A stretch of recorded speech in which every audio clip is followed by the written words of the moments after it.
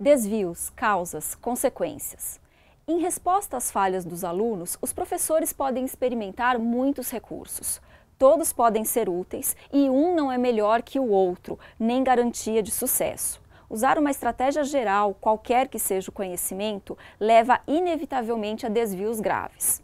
Na ausência de soluções específicas, a variedade e a adequação das soluções são uma saída superior às respostas estereotipadas. Se só uma estratégia é imposta por um sistema sociocultural incapaz de questionar as soluções que impõe, educadores e alunos nada podem fazer contra o fracasso inevitável que estes sofrerão e que atribuiremos aos docentes.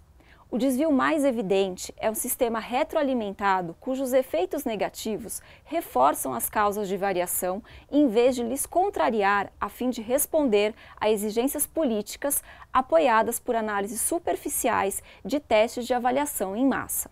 Os objetivos de alto nível taxonômico são desintegrados em uma nuvem de aprendizagem de baixo nível, independentes, para permitir o uso de métodos de aprendizagem comportamental localmente controlados, o que causa um prolongamento de tempo de aprendizagem e, portanto, a redução de ambições e a fragmentação até chegar à individualização da aprendizagem em sala de aula. Um caminho absurdo para transmitir uma cultura comum. E o ciclo recomeça acompanhado de reformas improvisadas sem base científica. Outras, como a reforma do ensino da matemática, preparada durante 3/4 de século, ou o ensino da heurística, falharam devido à ignorância sobre as propriedades de situações matemáticas e do contrato didático. Sadô, esse trecho do artigo, eu acho ele mais hermético, né? E o Brousseau fala de aspectos importantes, por exemplo, como a questão das avaliações em massa, que está muito em voga aqui no Brasil, né? Você pode comentar um pouquinho? Essas avaliações, na realidade, devem ter outro propósito, para tomar decisões políticas sobre, por exemplo, a formação de professores, a infraestrutura da escola, enfim, sobre as condições mínimas para o trabalho docente, para o trabalho dos alunos. Porque o fato de você, a parte das avaliações, classificar as escolas ou mesmo rebaixar no que acontece no ensino superior, fechar fazem ranqueamento. Ranqueamento.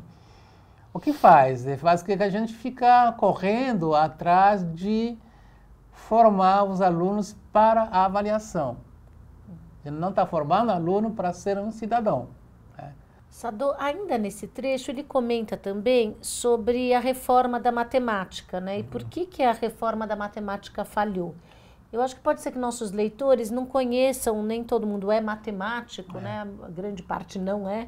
Mas você poderia falar um pouquinho de como foi essa reforma da matemática? A grande reforma da matemática, que realmente marcou no século XX, ela aconteceu nos anos 60, 70, a partir de uma ideologia burpaquista que achava que era possível ensinar a matemática de uma forma formal e, sobretudo, a teoria dos conjuntos a partir das séries iniciais.